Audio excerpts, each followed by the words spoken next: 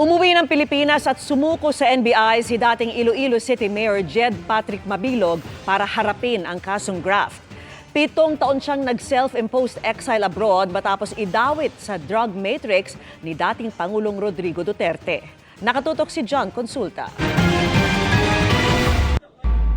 Matapos lumapag sa NAIA, sumuko si dating Iloilo City Mayor Jed Mabilog sa mga ahente ng NBI-NCR na may dala ng kopya ng kanyang warrant of arrest. Idiniretso si Mabilog sa NBI office sa Maynila kung saan sumailalim ito sa booking procedures tulad ng fingerprints at mugshots. Naka-receive kami ang ating NBI-NCR ng surrender filler na gusto na raw bumalik ni Mayor Mabilog at harapin ang kanyang mga kaso. Kasama siya sa mga narco-politics na kasama sa listahan ni dating Pangulong Rodrigo Duterte. Nagpunta sa US, nag-seek ng asylum there.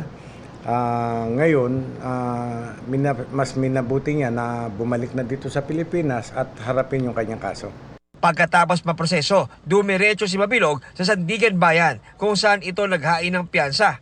Nang tanungin kung humiling ng proteksyon si Mabilog sa NBI, tugon ni NBI Director Jamie Santiago, kung humingi siya ng protection order, i-refer namin siya sa Witness Protection Program ng DOJ. He may have some fears for his life, and we are willing to grant protection of sorts, unless, of course, he can be given witness protection later on.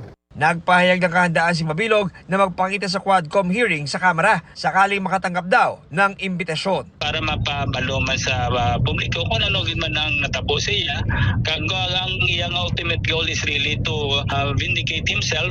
Para sa GMA Integrated News, John Consulta, Nakatutok, 24 Oras.